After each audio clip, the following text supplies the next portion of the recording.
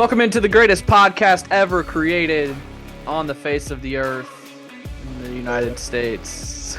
This is No One Asked Us. I'm Craig Choate, that's Logan Lee. This is episode 72 overall of the best podcast you will ever hear. We are on our second season, air quotes, season, 10th episode of that season. It is September 26th, the evening of September 26th, a Monday. Thank you for joining us. Follow us on our social media channels at No One Asked Us Pod on Twitter and Instagram. I am at Craig W. Choate. He is at the Logan Lee on Twitter. We also have a Facebook, typical No One Asked Us page on Facebook, and email us if you want to hear us talk about anything.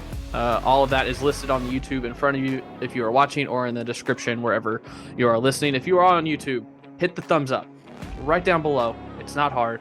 Hit the thumbs up, like the page, subscribe to the page as well. Really helps boost our numbers and gets us in front of people's eyes and ears. How you doing, the Logan Lee? Why is it the Logan Lee? Where did that come from? Are you like the Ohio State? I don't know. That's a good question. I think I created that account in college, and I guess that's just what I went with. I don't really know. Fun little fact to get into like the inside baseball of my social media history. I had a Twitter account like late high school or super early college. Wow. But it wasn't like Twitter hadn't really blown up yet. It was basically just like me and some of my friends just like basically texting at each other, but in like a public forum. And I actually changed my personal account to WSIU Radio Sports. So that's just what it was. So my personal account became the station's personal Twitter, or station's Twitter or whatever. So I used that for a year or two, and then I ended up getting a new personal Twitter, and that was the Logan Lee. So I don't even remember what my first one was. But and then somebody else has it on Instagram, which is why I'm the Logan Lee 91 on Instagram, and why my email is the Logan Lee 91, and whatever. But I don't know. Yeah. I don't know. I have like 5 Twitters, because I had one personal one, like you said. It was just, I had like 20 followers, and it was basically just a mass text. It was a way to mass text all your friends. Yep. Which I still have. Never use, only retweet the show stuff to get our numbers up. The show and my own professional tweets is all I use that for. And then I've got my old WCIA one. I kept the handle, or I wanted to keep it for something, so I just changed the email associated with that one. And then I've got my professional, or my verified, my blue check that I still have, even though I'm not in TV, Logan. It's been I'm right there with you. The Twitter thing, I'm right there with you. With it really evolved about 2010 or 11. Yeah. So give us a follow. I've been told, actually got told multiple times this week, that I am the entertainment for some people on Twitter. There was one person reached out to Christy actually, and was like, her husband told her, who told Christy. So one of Christy's friends' husbands said, he's my favorite on Twitter. He's so, what did he say? He's so aggressive, or he's so, I don't know. I forgot the word he said, but I was like, yeah, I'm emotional. I think emotional is the word he said. It's like, yeah. You are. Yeah, a little bit. You are an emotional tweeter. I've tried to wrangle it in, and like. Have you? Don't press send, Herm Edwards, speaking of foreshadowing.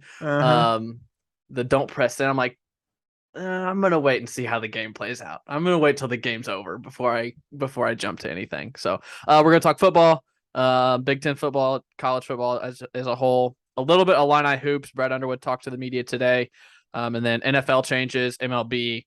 I don't think there's any NBA media days happen, but nothing big. And then Big Brother finale was last night, Sunday. So we're going to try and save some time and talk more about that than we normally do on our episodes. But first, as always, what caught your eye this weekend, Logan? South Bend Cubs Midwest League champs. Hey! South Bend Cubs, Midwest League champs. Yeah, twice in the last 3 seasons, they were the winners of the Midwest League. I wasn't on the. What was it? Twice in the last 3? Twice in the last 3 seasons. Okay, granted, there wasn't a season in 2020, right? But they won it in 2019, which was my last full year with the team, and then wasn't a season in 20.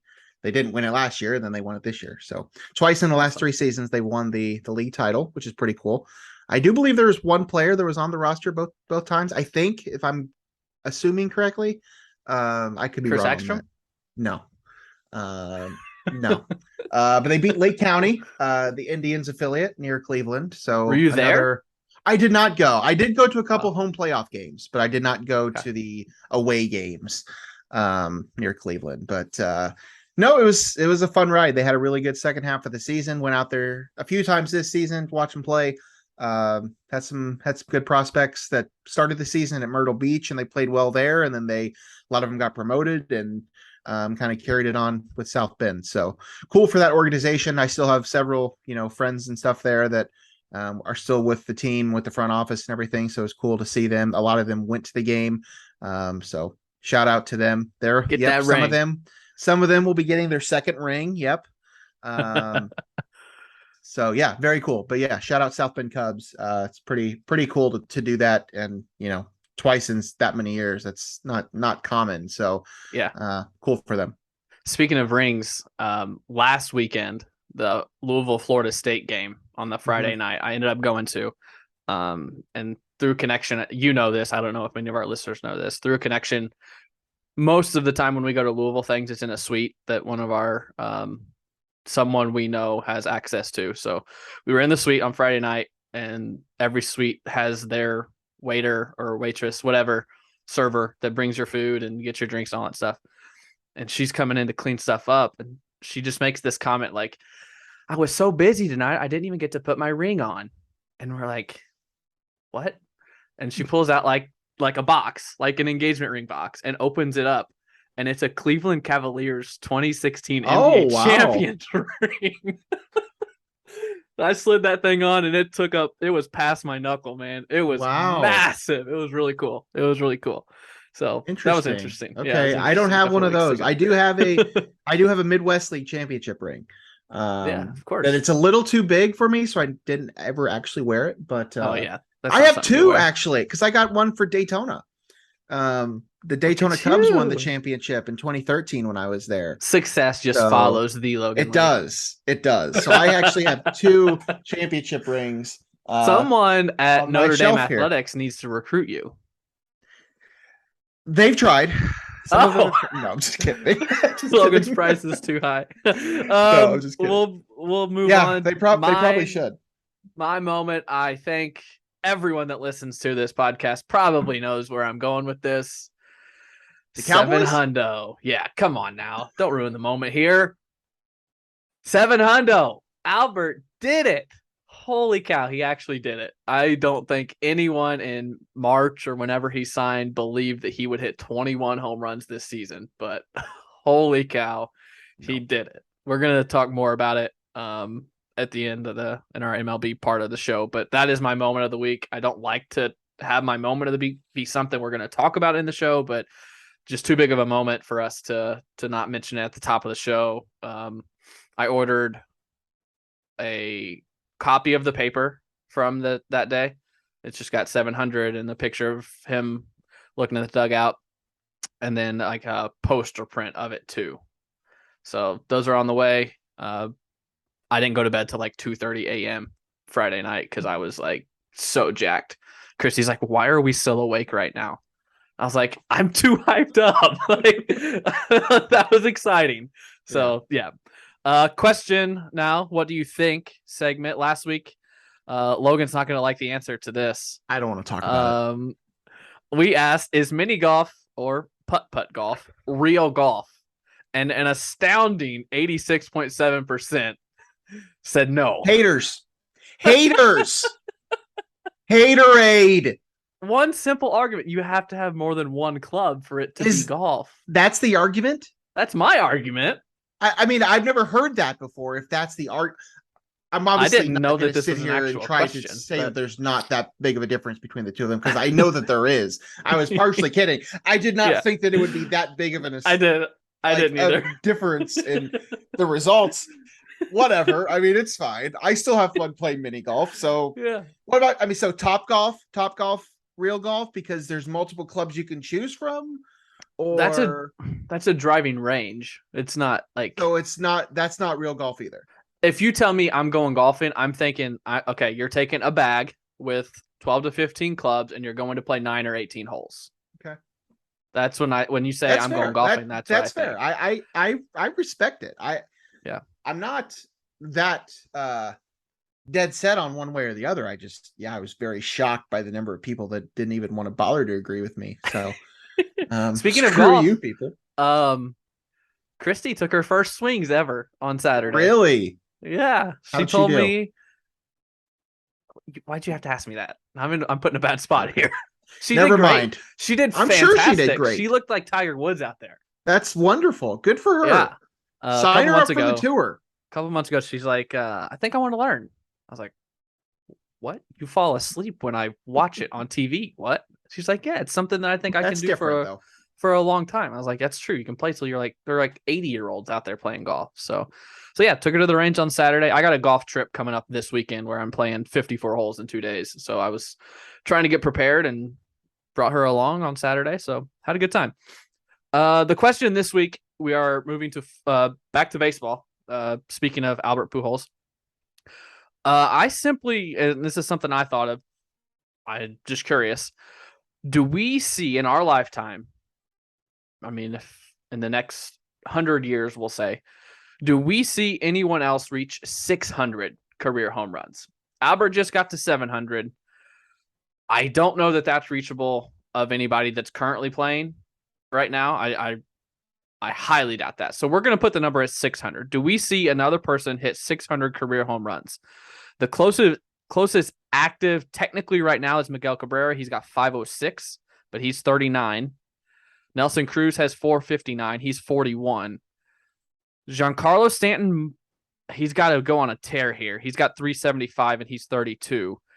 Trout might be the most logical next option. He's 30 years old. He's hit 347. So he needs, what's the math there, Logan? Quickly. I don't know.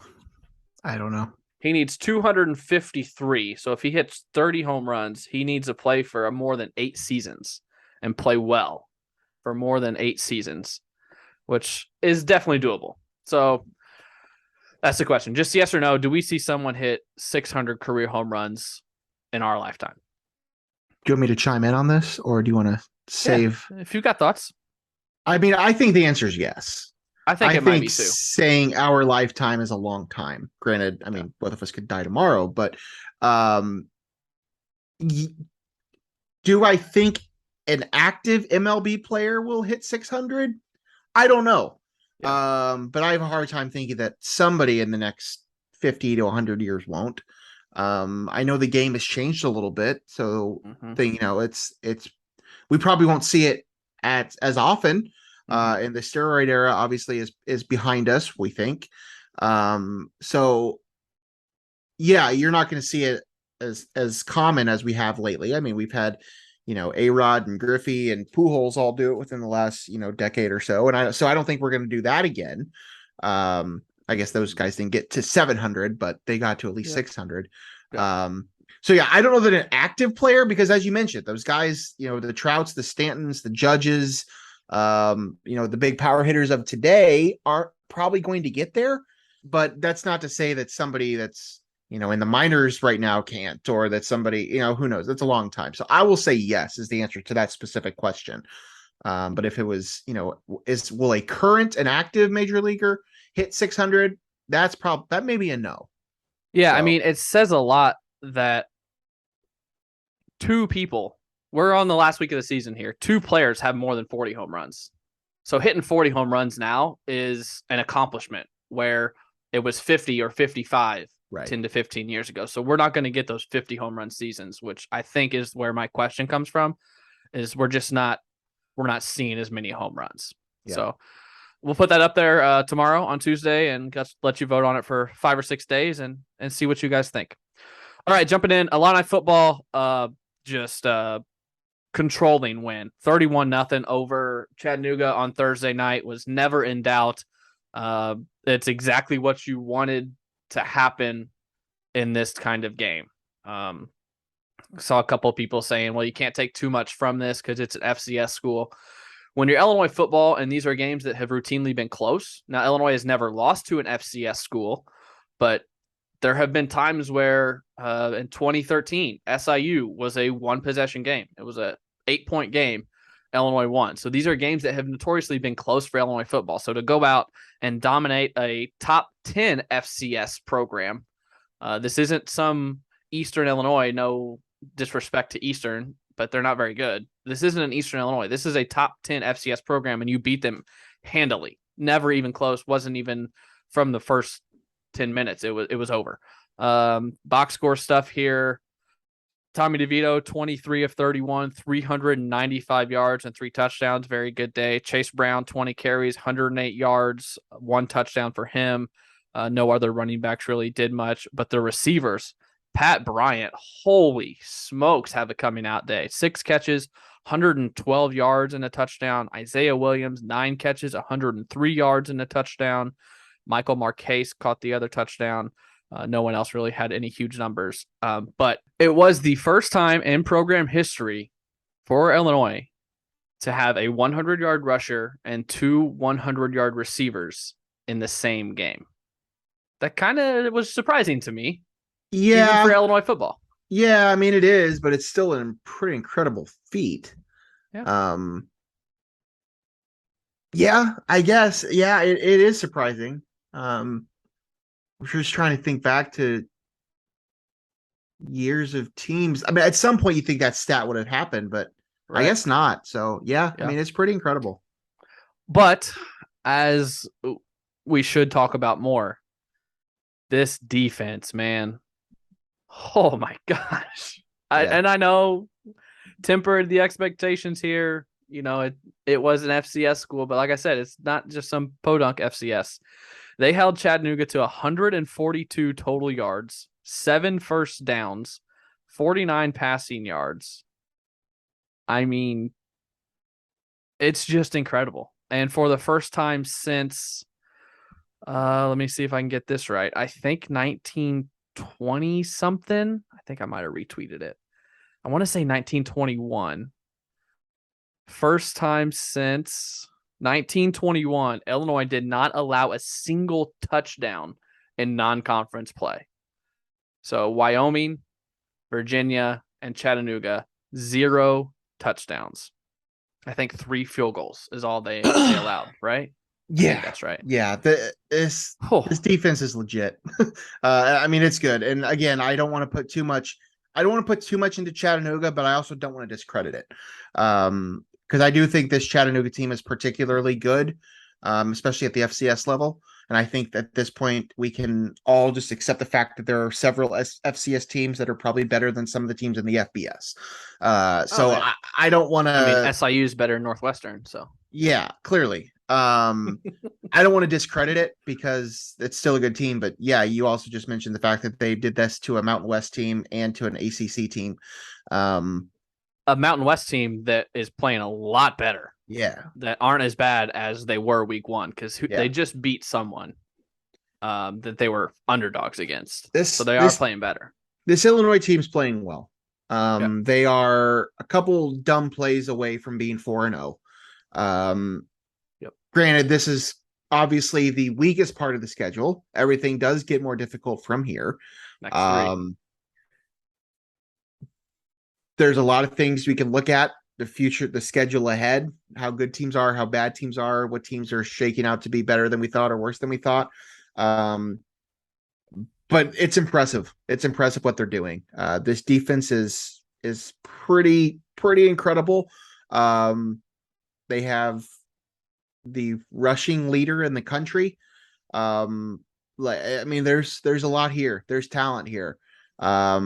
how many wins do we see them getting at this point? I don't know. That number seems to fluctuate on a daily basis, but just taking where they're at this point, 3-1 should almost be 4-0. And as you talked about, not giving up a single touchdown in non-conference play to three formidable opponents is pretty impressive. So you have to be pleased with what we've seen so far from this Illinois team. Yes, you mentioned Chase Brown. He is the leader in rushing yards in the country right now, both per game and total. The defense is tied for fourth for points allowed at 8 points per game. They are tied with Georgia. The only defenses better are Alabama, Minnesota, and Iowa. And as far as yards go, they are fifth, 234.5 yards per game given up. The four defenses better are Tulane at 4, James Madison at 3, Alabama at 2, and Minnesota at 1. So defense is balling out. But like Logan said, the competition hasn't been great, and it definitely ratchets up starting on Saturday. Wisconsin, then Iowa, then Minnesota. So the three top teams in the West are back to back starting on Saturday. So we'll hop into that. I don't think there's anything more we can dissect from Chattanooga. So week 4, Saturday at Wisconsin, a noon kick on Big Ten Network. Illinois is 3-1, 0-1 in the Big Ten. Wisconsin is 2-2, 0-1 in the Big Ten. They lost at Ohio State 52-21 on Saturday night. Have you looked at the line before you looked in the rundown? Did you see the line? Yeah, I did. Opened at 9, opened at Wisconsin by 9. 20 seconds ago. I'm looking at it right now. It's down to 7. Yeah. Wisconsin -7. Over under is currently at 44. So line is moving in Illinois' favor. The ESPN FPI has Wisconsin at a 74.3% chance to win. This is Bielema's first trip back to Madison, which, did you see what Braylon Allen said today? Someone asked Braylon Allen, Wisconsin's running back, about that, and he was like, what's the big deal? Like, I haven't heard any of the outside noise. And they were like, did you know that he coached at Wisconsin previously? And he's like, no, I had no idea that Bret Bielema coached here. Bulletin board. Since 2003, Illinois is 2-15 against the Badgers, with wins in 2019, of course, and 2007. They have not won in Madison since 2002. Logan Lee, the bettors seem to like Illinois better than most, I guess. How are you feeling about Saturday? I'm feeling better now than I did a couple weeks ago. This Illinois defense is good. We've already talked about the Chase Brown effect. And Wisconsin's not probably as strong as we thought they might be. I think Minnesota has kind of shown to be the better team in that division. I think Iowa might be right there behind them. I think Wisconsin's beatable. I'm not going to sit here and try to tell you that Illinois is definitely going to go on the road and beat Wisconsin, but I think it's a very winnable game. And that's not something I would have guessed I'd be saying had you asked me even 2 weeks ago. But I think at this point it is. Now I could also see, something about Illinois imploding and losing by 3 touchdowns, but I don't think that's likely. I really don't. I think that's the 7 points is honestly, I think that makes sense. I really think Illinois can play this game that closely. And I think they could pull off the win. I just feel a little better about it now. I think Wisconsin's just not as, I don't think we knew exactly who was going to be the best team in the West at the start of the season. I think we had guesses. But it's not really showing to be Wisconsin. So we'll see. So I was reminded during the game, I was reminded the script for this season could end up being very similar to last season. Last season, this team started 1-4. Illinois started 1-4 last season. And then they went on a bye. I think. No, maybe not. When was their bye? Oh, they were 2-5. They were 2-5. and they went on a bye after their loss at Wisconsin. They lost 24-0 versus Wisconsin at home on October 9th. They did not play again until October 23rd. Remember that first game back at Penn State? You beat the number 7 team in the country after your bye. Yeah, I remember that game. There was a mini bye in there because they did play a Friday game early in the season in September. And then you had your Purdue and then Charlotte and all that. But the first half of the season was not good. The first quarter of the season was not good. And you gave the coaches a little extra time, to get their things in. I saw similar stuff Saturday. The offense was doing things that we did not see the first 3 games. Yeah. They were looking a lot better, a lot more comfortable. DeVito looked a lot more comfortable in the pocket. They were throwing the ball downfield a little bit more, especially to Pat Bryant. The team's improving. Yeah. The defense is not a worry. So this game is, for the first time against Wisconsin, very winnable. Very winnable. I agree. I think it's will it happen? I don't know. I don't like the chances for Illinois in Madison. I would feel, as everyone would, a lot better if it was at home. Captain Obvious. But it is winnable. It is very winnable. And if you can get at least one of the next 3, because next week's winnable too at Iowa, or against Iowa at home. If you can get one of the next 3, I think very confident that this team will go bowling. If you go 0-3, you got some work to do. But I agree. It should be exciting. Noon kick in Madison on Saturday. There's a lot to get excited about. Will it be a fun 45-40 type of game? I don't think there's any chance. I think the over-under, I would probably hit the under if I had to bet right now, like a 20-17 type of game. But we shall see. We shall see. I don't think there's any injury news. Bielema said Josh McCray is a work in progress. Not sure if he'll be back this week, but it sounds like in the next couple weeks we might see McCray back, which I think would be huge because Chase Brown can't carry the ball 25 times a game and expect to continue to lead the country in rushing. So I don't think there's anything else injury-wise. Anything? No, it's a big game though. No. I mean, I think that this is, if you can find a way to squeak this one out, I think you're really happy with where the season's gone so far, and pretty optimistic about what's ahead. Yep. Speaking of what's ahead, Illinois did announce that next Saturday, so not the Wisconsin game, but the next game against Iowa at home is an orange out. So anyone listening in Champaign that's planning on going to the game, they're oranging out. Is that a word? Oranging out Memorial Stadium. It is a 6:30 Central kick, 7:30 Eastern kick on Big Ten Network. So PSA for any Illini fans or Hawkeye fans going to Memorial Stadium, wear your orange. Recapping the Big Ten scores from last week, I already mentioned Ohio State beat Wisconsin 52-21. Michigan, tough test at home against Maryland. They do win, though, 34-27. Penn State takes care of Central Michigan 33-14. Michigan State comes close at home against Minnesota, but they fall. Oh, wait, I misread that. It wasn't close at all. 34-7. Minnesota beats Michigan State. Cincinnati beats Indiana 45-24. Iowa beats Rutgers 27-10. And the over 34, the over hits on a doinked made field goal. Miami, Ohio beats Northwestern 17-14 in Evanston, and Purdue squeaks by Florida Atlantic 28-26 in West Lafayette. So what's your takeaway from this? Northwestern, another bad loss. Purdue barely beating Florida Atlantic. Michigan State, just not a competent football team. What are you thinking? It's bad.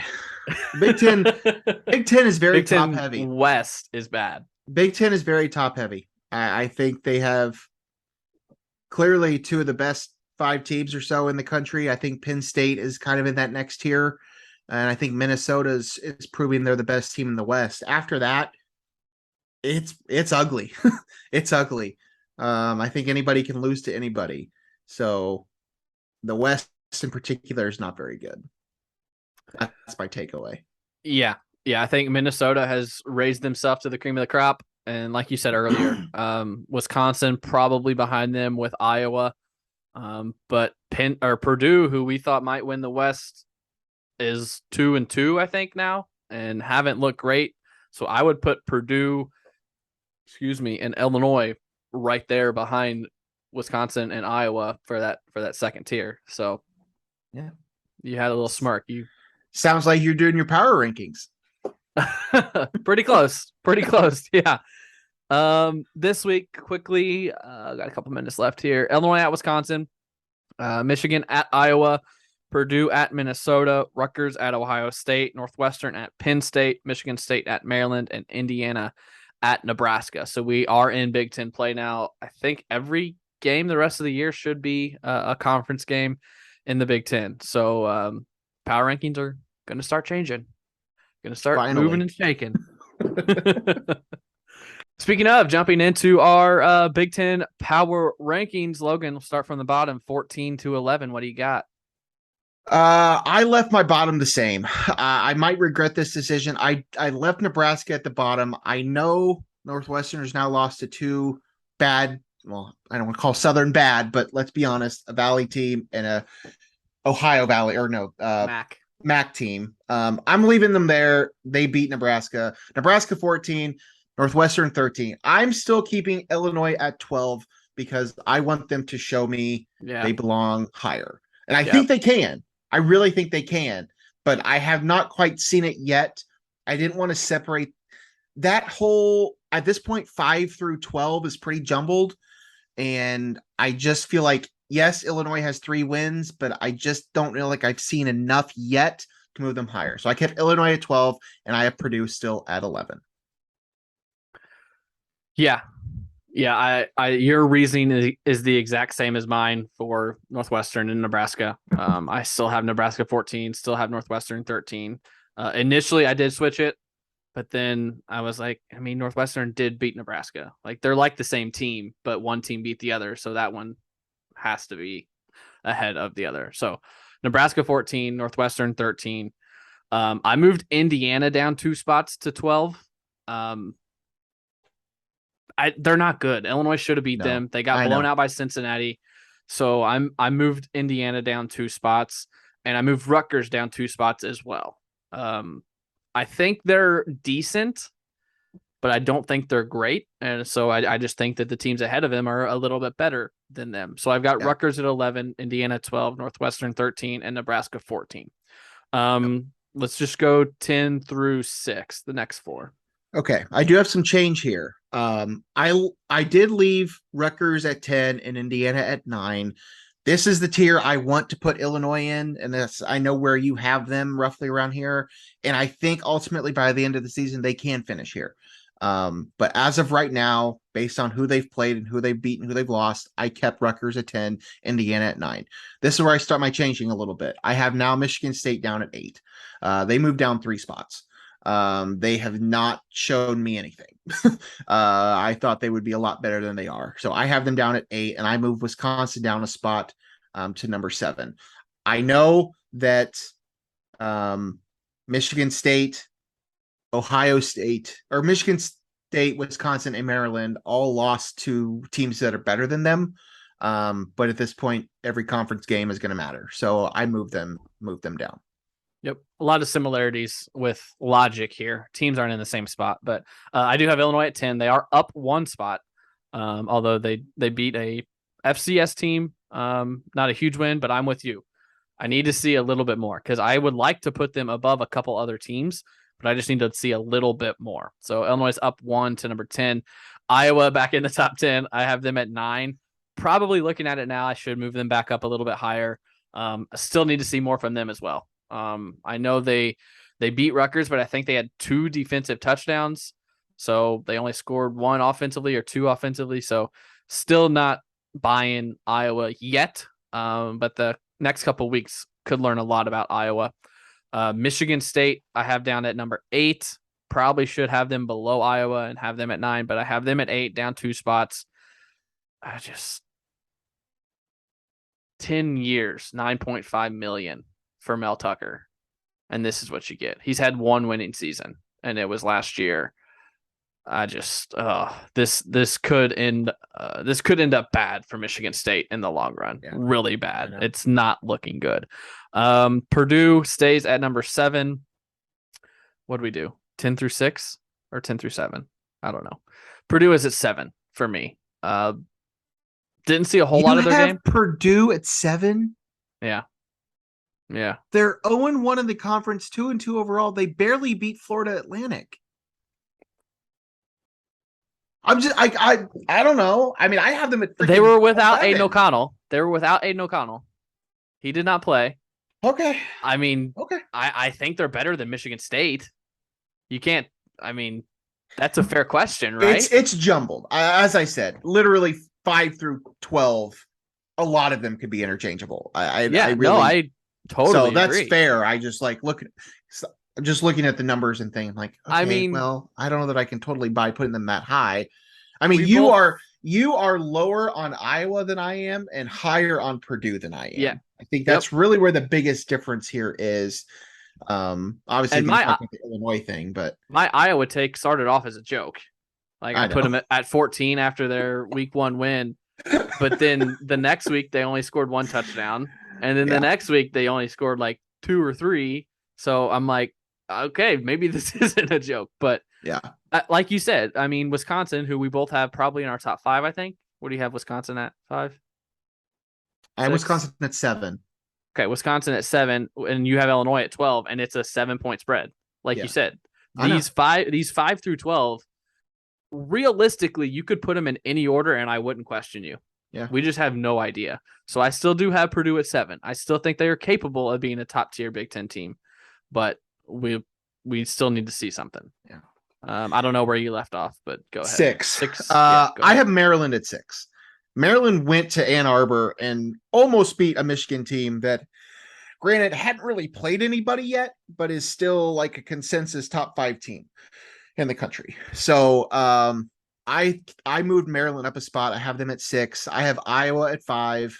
They're 3-1 overall. They're 1-0 in the conference. They beat Rutgers. I moved them up a couple spots because nobody else in that tier won other than Illinois and Purdue.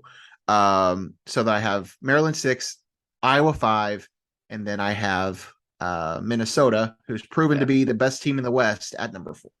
Yeah, I don't think either of our top 4s did not change. So no. I have Maryland at 6 as well. A team that lost, I moved up 2 spots. That's how it wasn't really impressive. It's just I didn't think that would happen. You know, I had money on Michigan minus 17 because I did not think Maryland would keep that game close, and they did. So good for them. They did, and I don't know if I saw this. Talia Tagovailoa did not play the last drive for Maryland when they were trying to tie the game. They had a backup in. I don't know if he got hurt or if it was a coach's decision, but their backup played the last final possession. And then I have Wisconsin at 5. Like I said, 5 through 12 is just a jumbled mess. So I just think I'm going on reputation here with Wisconsin at 5. And our top 4s are the same. My Maryland Wisconsin thing is they both went to schools that are better than them and that are considered top 5 schools in the country, teams in the country. One of them was in a touchdown or so, and the other one got beat by like 20 something. So that's why I put Maryland ahead of Wisconsin. But that's that's really the only justification I had. So yeah, that totally makes sense. So running through mine from 14 to 1, bottom to top. Nebraska, Northwestern, Indiana, Rutgers, Illinois, Iowa, Michigan State, Purdue, Maryland, Wisconsin, Minnesota, Penn State, Michigan, Ohio State. Logan, from bottom to top. Nebraska, Northwestern, Illinois, please give me a reason to move you up. Purdue, Rutgers, Indiana, Michigan State, Wisconsin, Maryland, Iowa, Minnesota, Penn State, Michigan, Ohio State. Yep. So Iowa and Purdue are the 2 that we are polar opposites on here. Before we get into the rest of our picks and looking ahead, a couple coaching moves. I don't think we've talked about this yet. Herm Edwards is out at Arizona State, or did we mention that last week? We might have mentioned that last week. I feel like we did mention it. We did, but there was something new. Georgia Tech. With Arizona State. Oh. I just sent the tweet to my group chat. I don't know. And I don't know if I should say it because it's doesn't seem like it's right, but PFF College did tweet it out. Arizona State staffers were reportedly leaking information to help opponents and get Herm Edwards fired. Did you see that? No, I didn't. That doesn't. I mean, I guess I've seen crazier things, but yeah. Anyways, Herm Edwards is out, but yes, Jeff Collins at Georgia Tech out after 3+ seasons. He went 10-28. He won 3 games in his first 3 seasons, and they had 1 win this season. And they also fired their athletic director. Collins came from Temple, where he, I believe, replaced Matt Rule, maybe? I think he replaced Matt Rule there. Came from Temple, went to Georgia Tech, and just has not worked. I think he's a defensive-minded coach, and Georgia Tech just doesn't seem like a fit for a defensive guy, because I always think of triple option with Georgia Tech, and that just doesn't link up. But any thoughts on that at all whatsoever? No, I do have a question for you though. Yeah. We're already starting the coaching carousel conversations now that these positions are starting to open up. 3 big ones right now, I think. Correct. A popular name for a long time is going to be Deion Sanders. I do not anticipate Deion Sanders will take any of these 3 jobs if offered to him. Where does Deion draw the line at? It's got to be a top 20, top 15. Because I mean, to most coaches at the FCS level or even the lower FBS level, any of these openings, Georgia Tech, Nebraska, Arizona State, would be a move up. But if you're Deion, like where does that tier? We've done the coaching, we did the ranking of the college basketball spots. Yeah. I wonder where the line is for him on what he would accept. I mean, I think it's top 20 job, top 15 job. I don't think he would take Nebraska because it's in the middle of nowhere. I think Deion wants to be seen. He wants somewhere big, and Nebraska is not that. Do you know the website? Is in Atlanta. It is in Atlanta, but it's Georgia Tech. I know. I mean, I get that. I don't think it's happening. Do you know the website coacheshotseat.com? It's not like visited it at some point, but it's not like a legit type of thing. I think it's just some blogger that kind of has an eye on who might get fired, and he has 30 of the coaches on the hot seat. Like he has Steve Sarkisian at number 12 right now. Steve Sarkisian's not on the hot seat. So of those top 30 here, I mean, he's got Marcus Freeman on there. He's not going anywhere. He just got hired. Right. I think Deion might go to Auburn. Yeah. That's the one that makes probably the most sense. Which will open, I think. Although they did beat Mizzou this week in a bizarre fashion. I think they will fire Brian Harsin. I think he would go there. I don't think he'd go anywhere else on this list because there's really no Power Fives on here. Texas A&M might be able to lure him, but they're not going to fire Jimbo. He just had the best recruiting class in the country. Yeah. Scott Satterfield's on here. I think he gets fired probably, but he's not coming. Deion's not coming to Louisville. No. So of this list, I would think Auburn. If for some reason Florida State falls off and they fire Mike Norvell, that's the obvious one because isn't he an alum from Florida State? Yeah. Like I thought that they would have done it last season when he stole that Travis Hunter recruit from Florida State. I thought they might fire Norvell and bring Deion so they can get the recruit. But yeah, I think Deion holds out for a Auburn type, Florida State type. Miami would be a good spot for him maybe, but they just hired Cristobal, so he's not going anywhere. But Miami's in a disaster, lost to Middle Tennessee State this week. So yeah. All right, let's get into pick your pick. Logan, we both went 4-1 last week. I had a good week, but I couldn't catch Logan because he went 4-1. Sucks. I realized on the graphic that I did not specify who you picked in the Minnesota Michigan State game. That was the one you lost. You did pick Michigan State in that. So you went 4-1. I went 4-1. You're 15-6. I'm 11-10. Woof. Here's our games this week.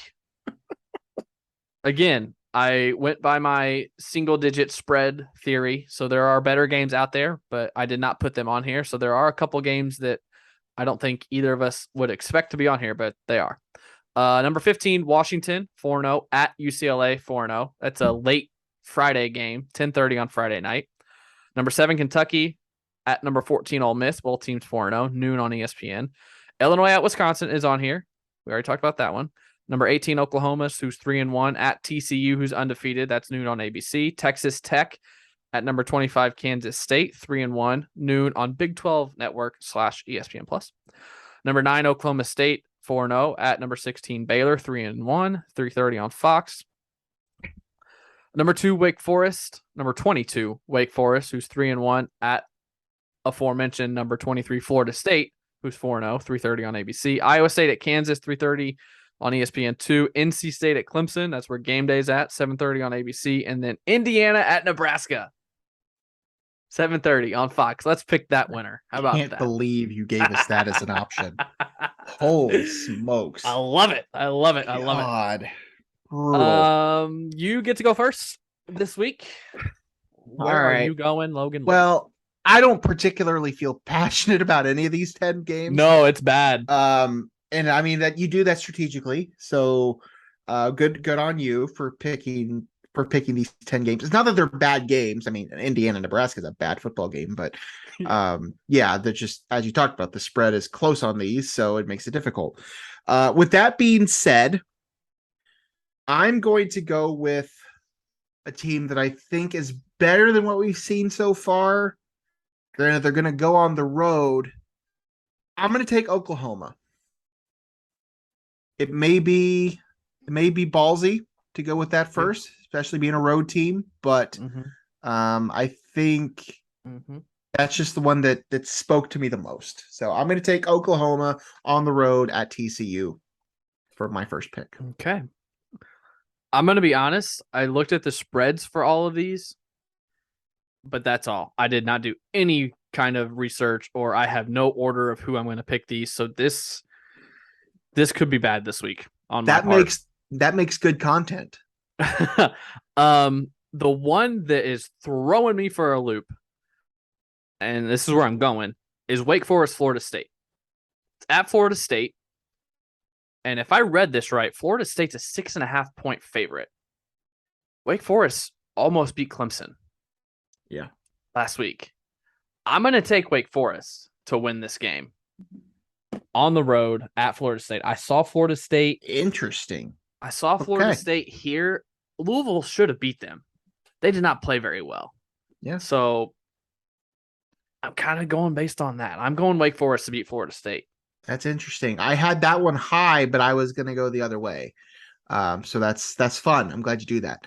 I'm going to take I'm going to go off on a limb here. Sort of. I mean, it's probably one of the bigger spreads, but I'm going to stay in the the ACC. I'm going to take Clemson. NC State's good. I think Clemson is one of the better teams in the country.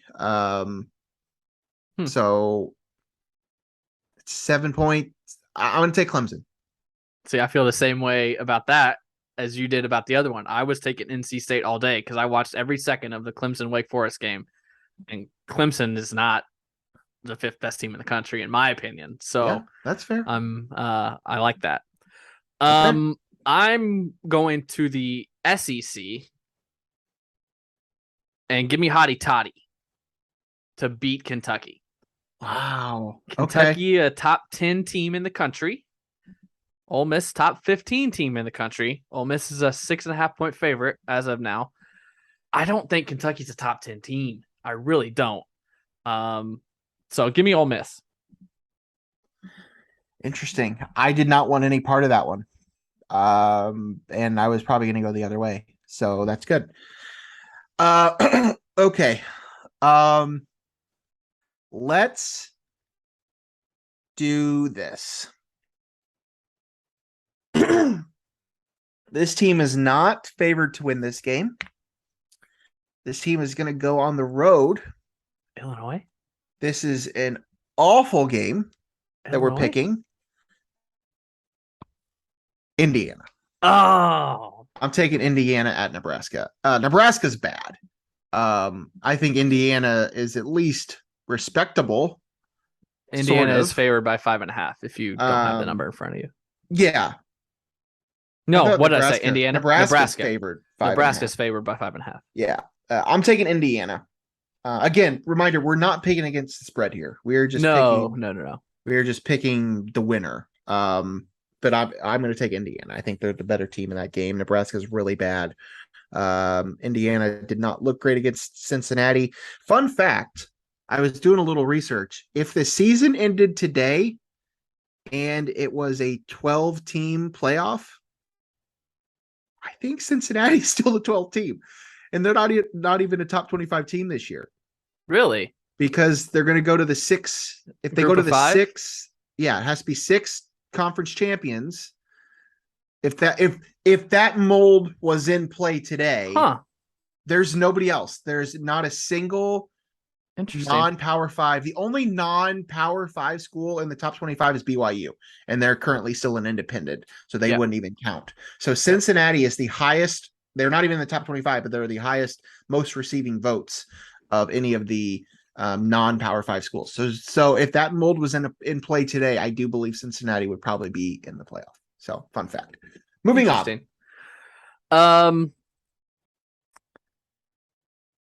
You ever watch the game at the Rose Bowl? Like in person? No. Have you seen the crowds at the Rose Bowl? Yeah. Mostly they're fantastic for the Rose Bowl. January 1st. For UCLA games, there's like 200 people there. So there's no home field advantage. No. So give me Washington to go in there and beat UCLA. Smart pick. Smart pick by you. So we got 4 games left. All right, hang on. I'm trying to keep track of this too. You took Wake Forest, Ole Miss, and Washington. Yeah, we have Illinois at Wisconsin left. We have Texas Tech at Kansas State. We have Iowa State at Kansas, and Oklahoma State at Baylor. A lot of Big 12. All right. I want this game to go a different direction than what I'm going. Dang it. I'm going to pick Wisconsin. I want Illinois to win this game.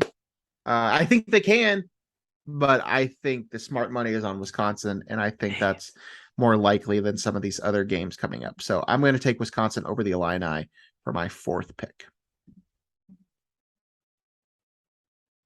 Damn. 3 left. Okay. They are all Big 12. They are all Big 12 games. This is a Big 10 podcast. Why do we have so many Big 12 games? Okay. Ask our producer. So I'm not going to say it because I don't want to give away my other picks. I'll go with the highest ranked team. I'll go with Oklahoma State to beat Baylor on the road. Surprisingly, Baylor is the favorite in this game, 2.5 point favorite. But give me the top 10 Cowboys to beat Chip and Joe. Sorry, Logan. Always picking against the Gaines. The Gaineses. I'm a hometown fan. Team hometown. Yeah, same. Love Ben and Aaron. Iowa State at Kansas or Texas Tech at Kansas State.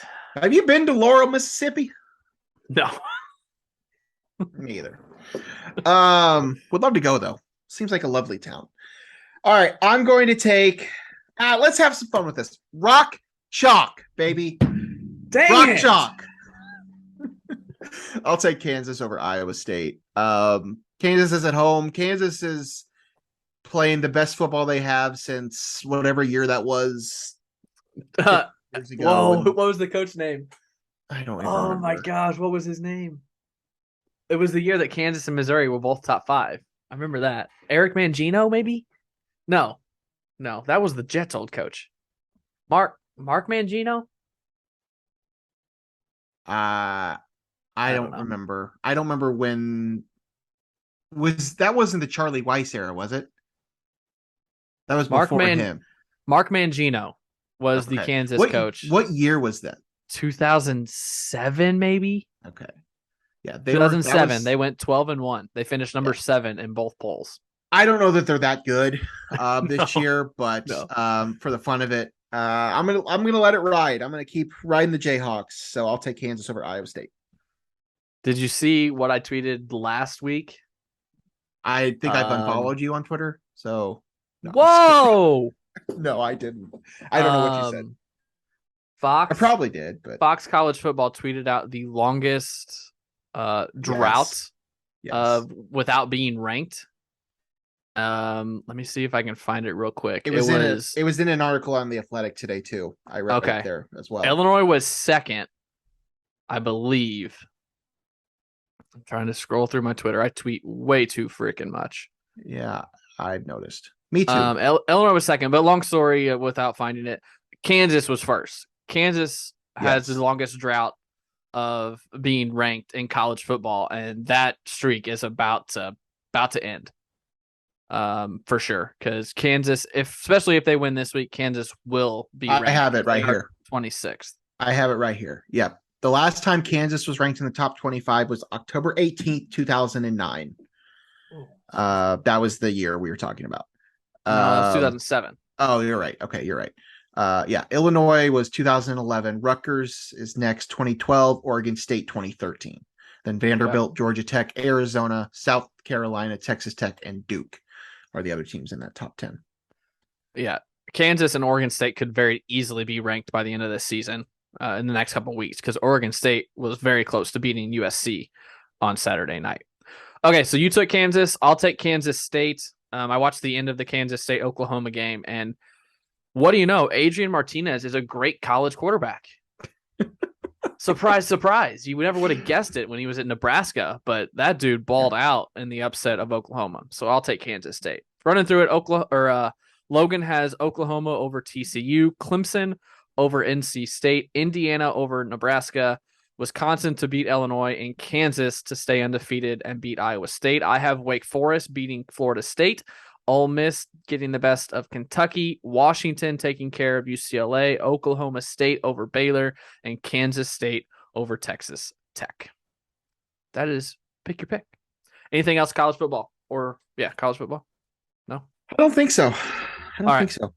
Illini basketball, Brad Underwood talked to the media today. I believe practices started today. Is that right? I saw SIU say the season's underway or something like that. So a couple notes. Terrence Shannon has been playing point at times, which I think we're going to see a lot of point guards in this system, because there is no one true point guard. He said it could be one of the best defensive teams he's had. Matthew Mayer is full go. He came in with a little bit of a back injury, but he's been full go for about 2 weeks now, Brad said. Had high expectations of Coleman Hawkins, which I think we all do. Said that he'll be one of the best players in my expectation is for him to be one of the best players in our league. That's from Brad. And he did say a little, not story, but he said Terrence Shannon stopped practice today or yesterday because someone wasn't running hard enough. And he said that was a Trent Frazier, Io DeSumo type of move. So he seems to be very pleased with his team right now. I think they are about 80% moved into Ubben. I don't think offices are quite done yet, but they're working out in Ubben. They're lifting in Ubben. The locker rooms are done in Ubben. So good time for Illinois basketball. I can't believe we're talking about basketball on September 26th, but it was good to hear from Brad. He had his right hand in a cast during the presser. I don't know. I don't think anybody asked what happened. If they did, I didn't catch it, but it was like his pinky or something was casted up. So anything stand out of that? Well, no, but I just wanted to piggyback on what you just said, because it is kind of weird we're talking about basketball on September 26th, but it's kind of nice that we're not like wishing football season away yet. Because oftentimes by week 5, I think Illinois fans are like, okay, bring me basketball season, and we're not quite there yet. So That's kind of nice. But yeah, the basketball season will be here before we know it. I don't think we're going to write football off all season because I think they're going to go to a bowl. I think they're you got Nebraska and Northwestern, which is 5. So all you have to do now is beat Michigan State, Iowa, or Purdue. Don't count your chickens before they're hatched. I know, but I think they get one of those 3 and they beat Nebraska and Northwestern to get to 6. So could you imagine if they would have beat Indiana and stupider things? I know. FPI has them at 6.5. So, all right. That's all college sports here. Let's move to the NFL. There's some changes to the Pro Bowl. The Pro Bowl is no more.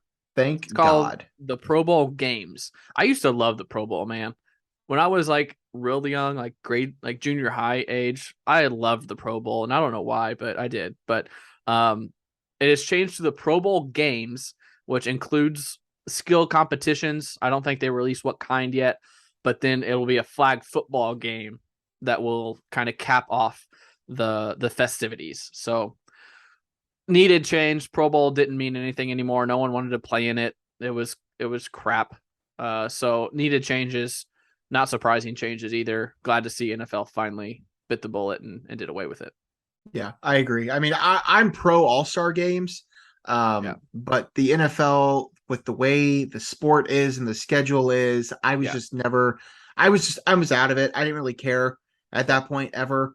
I'm just like, bring me the Super Bowl and then be done with it. Because didn't the Pro Bowl used to be after the Super Bowl? Yeah. And then they moved it between the two.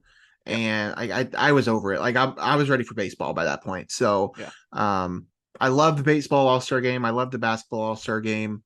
Hockey's just fun too. Hockey's is fun. I don't follow hockey that closely, but it's fun. They changed it. Yeah. I never really cared, and I think this makes a lot more sense. So I'm very much pro this decision. Yep. It is staying during that week. Yeah, between the championships and the Super Bowl, which does make sense. It'll be in Vegas. So yeah, there was that. Rihanna, they announced, is the halftime show. First, they announced that Apple Music is now the sponsor or whatever. Pepsi is no longer the halftime sponsor. Apple Music is the sponsor. And then immediately everyone was like, oh my God, it's going to be Taylor Swift. Taylor Swift agrees. And then it's Rihanna, which good alternative. I don't hate the choice. No, I like it. I like the move. Yeah. And I guess I saw somewhere that Taylor Swift turned it down, but I think that was a TMZ thing. Yeah. So I don't know if that's true or not. So still put on a good show, I'm sure. And everyone will recognize and relate to her music, which is good. And then I think you put on here the butt punt. Did you see who was on the receiving end of the butt punt? Danville's own Trent Sherfield. Danville always finding a way into No One Asked Us. That's the only reason I brought it up. That's the only reason I brought it up. I just thought it was funny. I didn't watch a ton of NFL yesterday. But I did when I saw that and I read, I think it was Caleb that posted something. That was the first thing I saw about it. I realized it was Trent. That was pretty cool. Danville grad Trent Sherfield is playing for the Miami Dolphins this year. And they were backed up in their own end zone. It was late. It was the fourth quarter, I think. I think it was 21-17. And he was the protection guy, which is in between the line and the punter. But they were on like the 2, so there wasn't a whole lot of room. So the punter caught it, took 2 steps, and punted it right into Trent Sherfield's butt, and it bounced backwards out of the end zone for a safety. So 21-19. Miami did end up winning the game. Did you see that he's got a Charmin deal now? No. Go to Trent Sherfield's Twitter, and Charmin tweeted at him. Charmin tweeted at him about, looks like you need some Charmin for that stain or something like that, and he tweeted back, and it sounds like there's going to be a Charmin deal for Trent Sherfield. If you haven't seen it, look it up. It's all over Twitter, YouTube, whatever. Cowboys play in 2 hours against the Giants. Hopefully get a dub here, but I can't think of anything else. NFL. The Bears won. The Bears beat Lovey in Lovey's return to Chicago, so they're 2-1. Nothing else is sticking out. The Bears, I'll just say this about the Bears game yesterday. Red Zone is free for like a week or whatever. Yeah, this week it was. Yeah. That, and I don't usually watch it. I usually pay for it. But I was watching it, and it threw me off every time they went to the Bears game because they were wearing white at home, and they looked like the Bengals. Or I think it was the Bengals. Every time they flipped to the game, I thought it was the Bengals. I was just super confused. Every time they flipped to that, because I wasn't watching it like consistently, it just really threw me off because they were wearing. I do like the Bears jerseys, and it just resembled the Bengals, and it was bizarre. But I do like those throwback Bears jerseys that they wore. Yeah. Yesterday. I can't think of any other. Packers beat the Bucks. Yeah, I don't know. I don't want to go through all the games, but all right, that's that. We talked about it a little at the top of the show, but Albert Pujols joins the 700 home run club. Yes. Round of applause for Sir Albert. I don't know if I can put it into words. I thought about just jumping in on my mic Friday night when it happened, just so I was in the moment and talk about it. But man, I cannot tell you how distraught I was when he left St. Louis the first time. I'm beyond happy that he came back and did this. Like, I don't think I would have I didn't hate him anymore. Like, for the first couple of years I did. Hate's a strong word, but I did not like that he was not in St. Louis. But the fact that he came back last season, got to 700, cross our fingers, division crown, not there yet, but division winners. It's just been such a great year with him and Yachty. I don't think Waino's done, but to have them three together is awesome. And to see him get this moment, it's just been one of my favorite Cardinals seasons in a long, long, long time. So it was really cool to see. I hate that it wasn't in St. Louis. It's a moment that I think St. Louis would have really loved and ate up. But in LA, he gave a speech before the game Friday that said, he might not have said it in the speech, but I think he said it in a media availability in an interview that when he went to the Dodgers last year, he really refound himself because with the Angels, he was struggling. I mean, they cut him. He was hitting one something, not hitting anything, got to the Dodgers, and he really refound himself. And if that hadn't happened, he probably would have retired after last year. Yeah. But he refound himself, his swing, his love for the game, came back to St. Louis. So it was a cool moment. The question is, did you get to see it? Because it was on Apple TV. Which is free. Anybody can watch it. Anyone can watch, except for father of the pod, Tim Lee. It's true. Tim Lee couldn't watch it. That's a good question. I wasn't watching at the time, but I could have watched it. I do have Apple TV on my streaming device, so I could have watched it had I been attempting to tune into it. Did he hit 2? Yes. Is that what happened? He hit 2 on Friday night? Yeah. And the second one was 699 and 700 is what he hit? Yep. Incredible. I love Pujols. I've been an Albert Pujols fan for a long time. I get it. I'm a Cub fan. I'm not supposed to admit that. And you can admit that. During the Cubs run, I admitted it. I love Chris Bryant and Rizzo. Okay. Well, did I love him tearing up the Cubs on a consistent basis? No. But for several of those years, the Cubs weren't competitive. But even the competitive years, it was a lot of fun. Having Derek Lee, Albert Pujols, Joey Votto. That's exactly what I was going to say. All Prince Fielder, I think, was around the same time, all in the division at the same time. That was a lot of fun. Yep. So, there was, the rumor mill was circulating when he was, gonna not re-sign with the Cardinals. Was he gonna end up in Chicago? And, there were those rumors. So Cubs fans were, of course, riding that train like he was going to be their next first baseman. Obviously, that didn't happen. I too would have loved for him to do it in St. Louis. Obviously, that's the place that means the most to his career. It's where he's had the most success. It's where he's hit the most of those home runs. But fittingly enough, if it wasn't going to be in St. Louis for him personally, LA makes the most sense to be the other place. So that's where he's played the rest of his career, whether it was in Anaheim or in LA itself. So happy for him. Happy that he was able to do that. Did you see the thing about, is it Greg Amsinger? Is that his name from MLB Network? Yes. Holy smokes. What a call. He's a host for MLB Network, and there's a clip from him from, I believe, back in April. April 13th, I think. Before the season started or right early on in the season, he was on the air and said that Albert Pujols was in fact going to hit 700 home runs this year, his 700th, and that it would happen on a Friday night in Los Angeles against the Dodgers. He picked that exact game as when he was going to hit 700. Yeah. How? First off, the fact that anybody with a pulse predicted that he was going to get to 700 this year, and not only with a pulse, but with a pulse and be paid to talk about that is one thing. But then to actually predict the exact game that's going to happen, like however many months later, like that's incredible. Like that's like, Simpsons calling it type thing. Yeah. Like they always like that's some next level stuff. That was pretty cool. But yeah, I'm super happy for Pujols.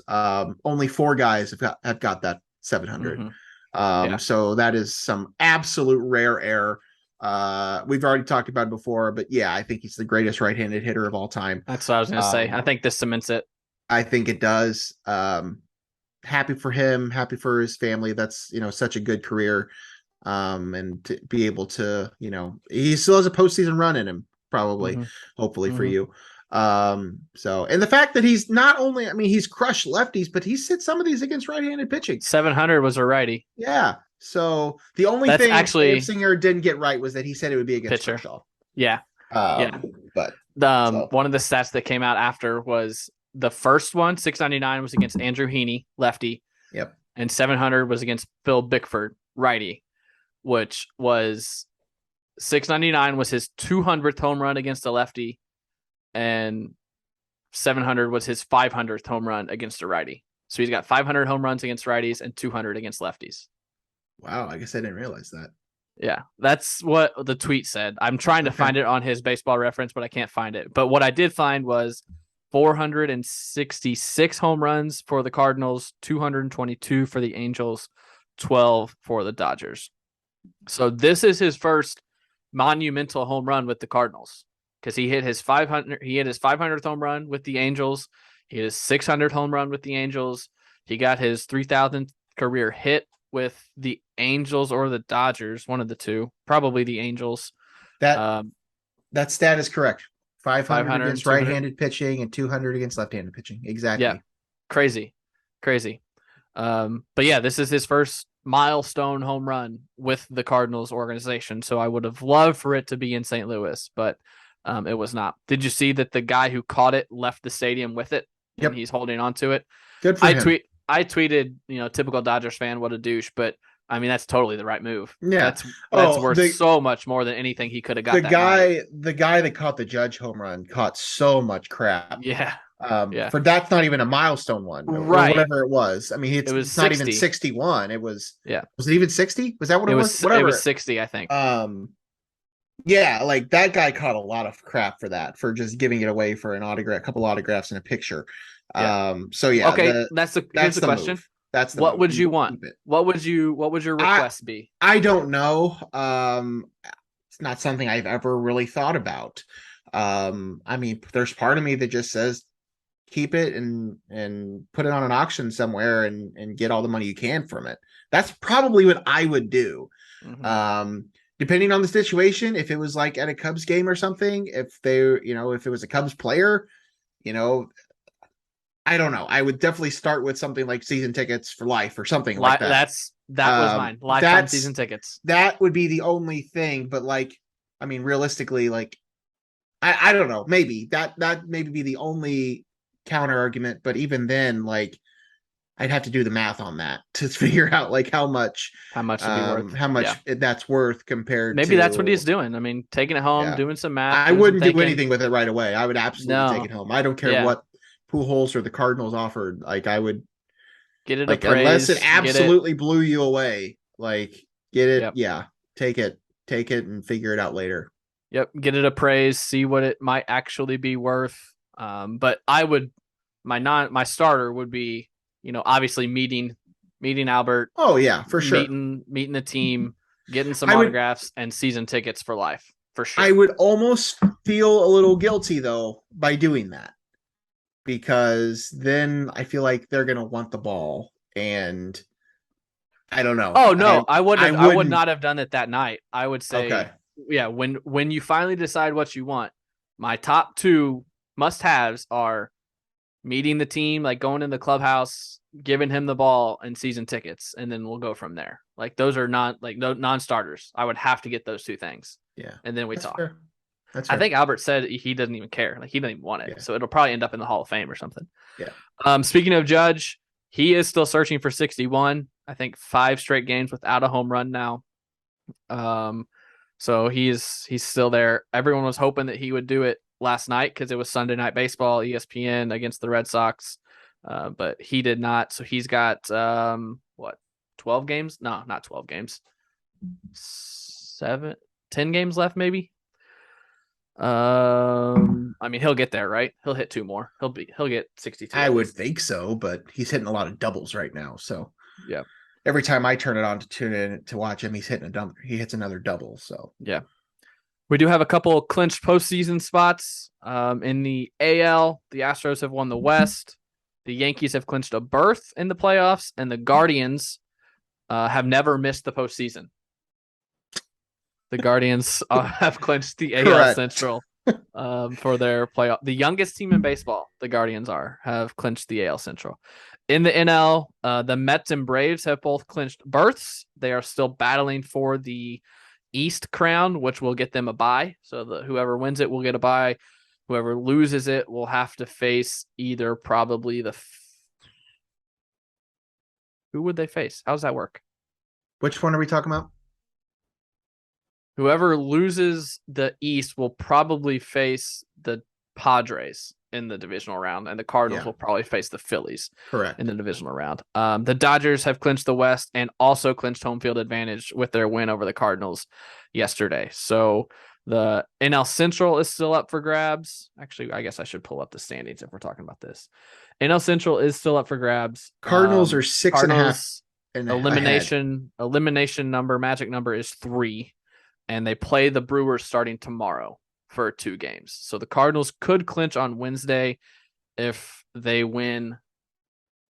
What would they have? They'd have to win both. They'd have to win Tuesday and then also win Wednesday to clinch the Central. Wild card race has right now the Braves are in the wild card with the Mets leading the East, and then the Padres are the second wild card. The Phillies are the third, with the Brewers a game and a half behind the Phillies. So still not over. Phillies, Milwaukee, and Padres are going to battle for those 2 spots in the NL. AL is pretty much sealed, signed, sealed, delivered. Toronto and Tampa will likely be the top 2 wild card spots, with Seattle 4 games ahead of Baltimore for the 3rd wild card spot, with about, I think, 10 games left in the season. Anything stick out to you? Anything? Are you going to make any wild predictions, or do you think it's going to hold how it is now? I think it'll hold. Do you want me to read you our preseason predictions right now, or do we wait until we see who gets in? Let's wait. Okay. I got them written down. Let's wait till we get there. I went back and researched last week to see how we did. One of us definitely did better than the other. Probably you. So we'll see about that. I don't even remember who I picked, but probably you. We're skipping over NBA. Nothing to talk about. You didn't want to talk about Ime Udoka? Oh yeah, let's. I had nothing to say. The only thing I was going to mention, enough, so that happened. Research it for yourself. We are not going to talk about that. And a bunch of media days today. I saw the Bulls media day was today, so it's getting close, but nothing really of substance there. I did see Malcolm Hill made the Bulls training camp roster, so Malcolm is sticking with the Bulls. Of course, Io also with the Bulls as well, and they signed Giannis's brother to maybe lure Giannis down south to Chicago. Yeah, right. All right, move on. Movies and TV, Big Brother finale. Recap the final 3: Monty, Taylor, and Turner. Monty won the final HOH. Turner won the who won the first leg? Turner won the first leg. Turner won the first leg. Second. Monty won the second leg over Turner, and then Monty beat Taylor for the HOH. But Monty evicted Turner, so it was Monty and Taylor won 8-1. So Taylor won Big Brother 24. Logan said he wanted a little extra time to talk about this. So here's your floor, Logan. Let's chat. Yeah, it was kind of an interesting night of like expectations for me. I feel like what I was expecting to happen went on kind of like a roller coaster. Going into the night, I think my prediction was that Taylor was going to win. You said that last week. Yeah. But as the night unfolded, granted, I think I knew who won at least one of the HOHs, but I don't know if I won who won both. But either way, after she lost both HOH competitions and did not play in the third one, I was not as confident about that. And then they show the jury roundtable discussion with Dr. Will Kirby, and they edited it pretty well because I think from what we saw as a viewing body, it looked like Monty was probably going to be the favorite to win. They didn't want to really tip us off to the fact that that was not the case. They really, I feel like, at least if I go back and watch it, maybe I would feel differently again. But I feel like at the time, going in the moment, I feel like they gave Monty a very favorable edit for that. But then, of course, we get to the actual voting process, and it was not even close. I listened to some of the post-show interviews that people did. It sounds to me like the jury had their minds made up even before the speech, and Taylor gave a phenomenal speech, as you would expect, being a pageant queen and somebody who lives her life doing that.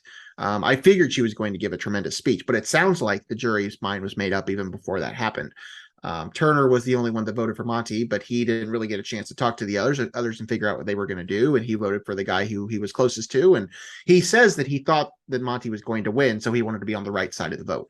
That's what he claims, which I believe that. I just think that's bad. Taylor's not my favorite player. But normally, I guess this is what I was getting at. Normally, in this scenario, I envision myself as a member of the jury. I like to vote for the person who I think just played the best flat out game. In that scenario, I think my vote would have gone to Monty. I think Monty played the better game, competitions, strategy, relationships, jury management, that type of stuff. I felt like Monty played the better game. However, I don't think it was that far off. I don't think Monty really played that strong of a game. I don't think, and we talked about it, I don't think this was a particularly strong cast. I didn't dislike the season. I thought the season actually provided more entertainment than some of the seasons have in the past. I don't think the group was particularly strong. I think it doesn't matter. I think the only person that would have potentially beat Taylor in a jury vote was Michael.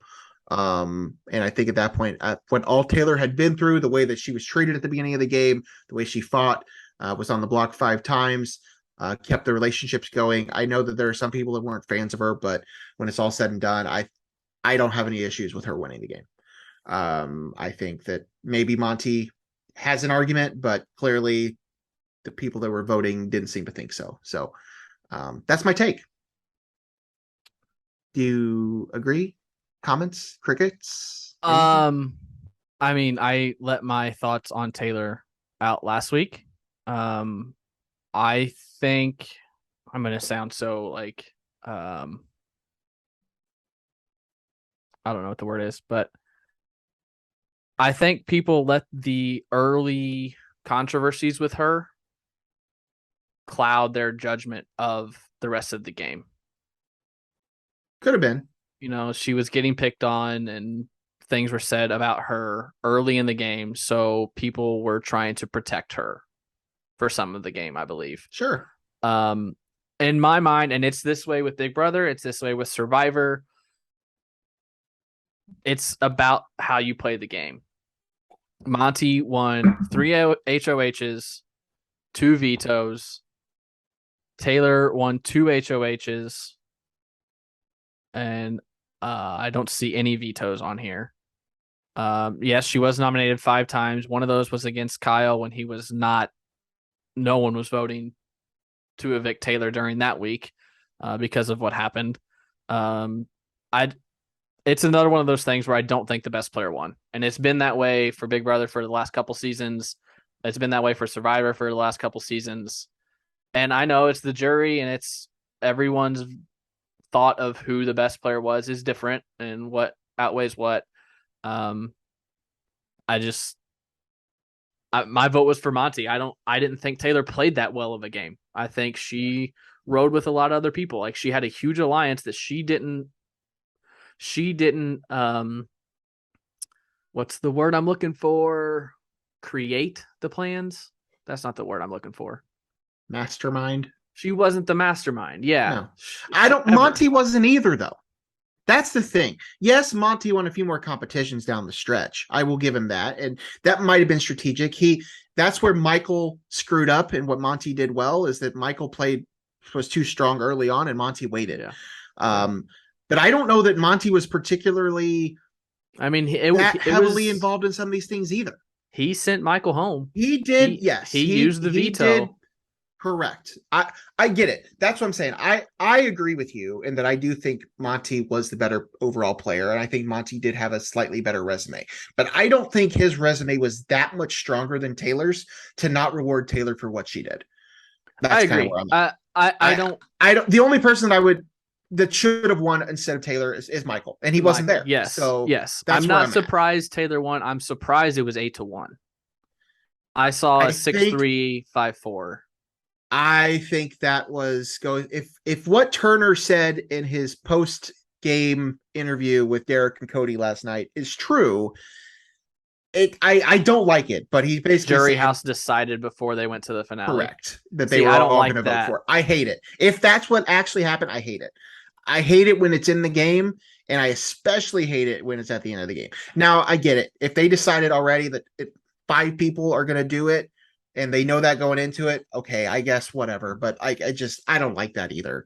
I was shocked that they gave her America's favorite player. Not that I was shocked that she won. I knew she was going to win, but I didn't think they would give it to the person that won. That's never happened. Maybe that's just never how the votes have shaken out.